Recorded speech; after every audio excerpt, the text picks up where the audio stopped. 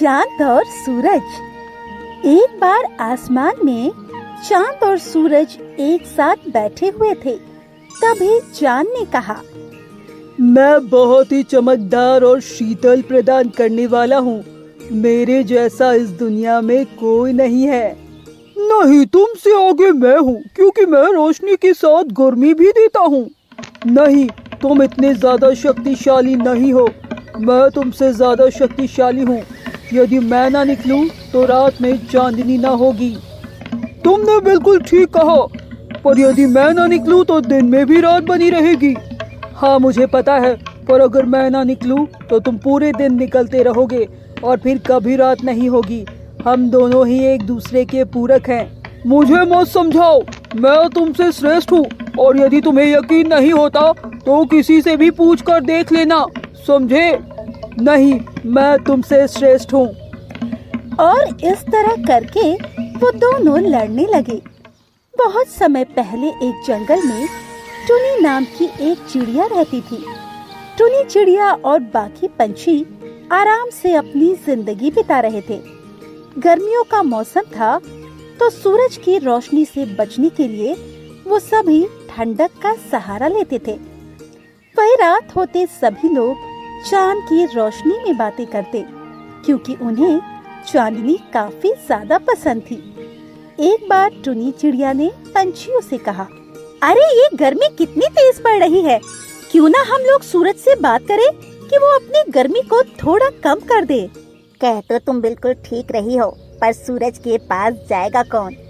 वो तो बहुत गर्म है। तो क्यों ना हम चांद से कहें कि वो अपनी चांदनी थोड़ी देर ज्यादा कर दे, जिससे रात को ठंडी हो जाएगी। मुझे नहीं पता, इन दोनों की बातें तो यही लोग जाने। वैसे मैंने सुना है चांद और सूरज में लड़ाई चल रही है।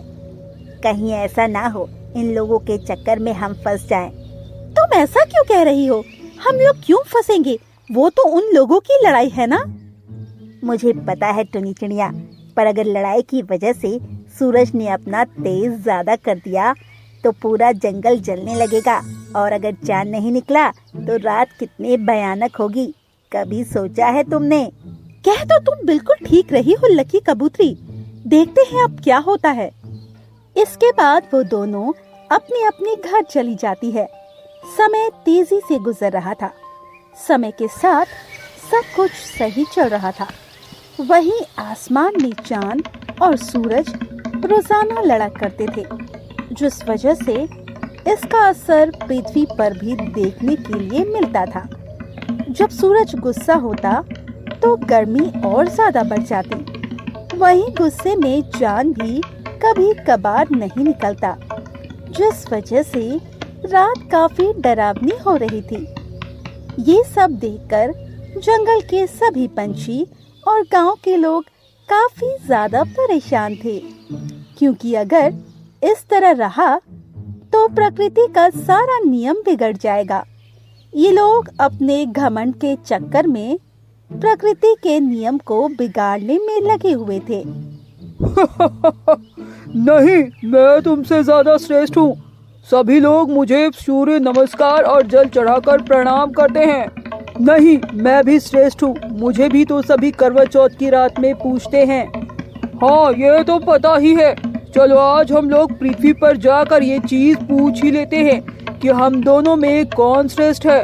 और ये कहकर वो पृथ्वी पर आ गए। पृथ्वी पर आने के बाद वो लोग जंगल गए। जब पंछियों ने उन दोनों को देखा तो टुनी चिड़िया ने कहा, अरे आप लोग यहाँ पर? हाँ, हम तुम लोगों से ये पूछने आए हैं कि हम दोनों में से कौन श्रेष्ठ है। अरे सूरज देवता आप ही तो श्रेष्ठ है। भला हमें चांद से क्या मतलब है? चांद तो रात में निकलता है और रात में तो हम सो ही जाते हैं। अरे नहीं नहीं, तुम ऐसा क्यों कह रहे हो बंटी कबूतर? भला रात में चांदनी तो चांद ही करता है। आप दोनों ही श्रेष्ठ हैं। नहीं, हम दोनों में से किसी एक को ही बताओ। इस पर ज्यादातर लोगों ने सूरज को ही वोट दिए। ये देखकर चांद बहुत ज्यादा दुखी हुआ और वहाँ से चला गया, और उसने अपने आप से कहा, अब मैं निकलूंगा ही नहीं। जब लोगों को मेरी जरूरत ही नहीं है तो मेरे निकलने का फायदा ही क्या है। अब कभी भी रात नहीं होगी, देखना। वहीं अब पूरे दिन दिन रहने लगा। रात का समय आया, फिर भी चांद नहीं आया, जिस वजह से रात को भी दिन हुआ। ये देखकर सभी बड़े हैरान हुए। अरे आज तो रात ही नहीं हुई, क्या बात है। अब तो हम लोगों को सोना भी नहीं पड़ेगा और हम लोग दिन रात काम भी कर पाएंगे। हाँ, ये तो तुम बिल्कुल ठीक कह रहे हो। अब तो हमारे दिन और रात बराबर होंगे। और ये कहकर सभी पंछी बहुत खुश हुए। धीरे धीरे हालात बिगड़ने लगे, क्योंकि चांद न निकलने की वजह से रात नहीं हो रही थी, जिस वजह से गर्मी बढ़ती ही जा रही थी और पंछी बीमार होने लगे। अरे नहीं, अगर ऐसा ही रहा तो मैं तो अब कुछ ही दिन चल पाऊंगा। कितनी ज्यादा गर्मी पड़ रही है। तुम बिल्कुल ठीक कह रहे हो, पर अब हम कर ही क्या सकते हैं। पता नहीं चांद कहाँ चला गया। वो तो कहीं नहीं गया है। ये सब तो हमारी गलती ही है। हमने ही चांद को महत्व नहीं दिया। पर अब हमारी समझ में आ रहा है कि सूरज चांद दोनों ही हमारी जरूरत है। दूसरी तरफ सूरज भी दिन रात निकल निकल कर थक चुका था, क्योंकि वैसे तो वो सिर्फ दिन में निकला करता था, रात में आराम करता था, पर अब उसे दिन रात निकलना पड़ रहा था, जिस वजह से वो भी काफी परेशान था। अरे नहीं, अब मैं क्या करूं? ये चांद कहाँ है? अगर ये नहीं निकला तो मैं बहुत जल्दी बूढ़ा हो जाऊंगा। मुझे अभी बूढ़ा नहीं होना है। और वैसे भी अब तो मैं काफी थक गया हूँ। पूरे 5 दिन हो गए हैं दिन रात निकलते निकलते। गर्मी की वजह से जंगल के पेड़ पौधे जलने लगे। ये देखकर पंछी बहुत ज्यादा परेशान हुए और जंगल छोड़ने के लिए मजबूर होने लगे।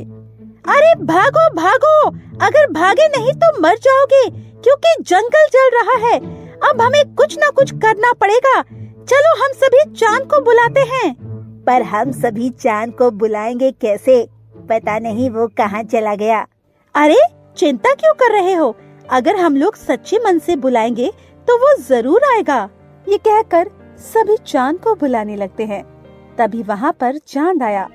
इस पर बंटी कबूतर ने कहा, हमें माफ कर दीजिए, हमसे गलती हो गई। हमने आपको महत्व नहीं दिया, बल्कि अब हमें समझ आया है कि रात में चांद निकलना जरूरी है। अगर चांद नहीं निकलेगा तो हमारा जीवन नर्क बन जाएगा। हाँ, चांद ये बिल्कुल ठीक कह रहा है। आप फिर से निकलने लगो। तभी वहाँ पर सूरज भी आ जाता है और उसने चांद से कहा, मुझे माफ कर दो चांद, मुझसे गलती हो गई। मुझे पता लग गया कि कोई भी श्रेष्ठ नहीं है, हम दोनों ही बराबर हैं। आज से तुम अपनी जगह वापस ले लो, क्योंकि मैं थक चुका हूँ दिन रात निकलते निकलते। हाँ सूरज बिल्कुल ठीक कह रहा है। इससे प्रकृति का नियम भी बिगड़ रहा है। तो हम चाहते हैं आप पहले की तरह निकलने लगे, जिससे हम लोगों को शीतलता मिले। ठीक है, यदि तुम लोग चाहते हो तो मैं पहले की तरह निकलने लगता हूँ। मुझे कोई दिक्कत नहीं है। ये सुनकर चांद बहुत ज्यादा खुश हो जाता है। इसके बाद वो फिर से पहले की तरह निकलने लगा, जिससे जंगल के सभी पंछी बहुत खुश थे। वहीं अब चांद और सूरज भी खुश थे, क्योंकि उन्हें पता लग गया कोई भी श्रेष्ठ नहीं है, सभी बराबर हैं। तो दोस्तों, हमें इस कहानी से ये सीख मिलती है, हमें कभी भी किसी की बराबरी नहीं करनी चाहिए, क्योंकि सभी अपनी अपनी जगह पर श्रेष्ठ हैं।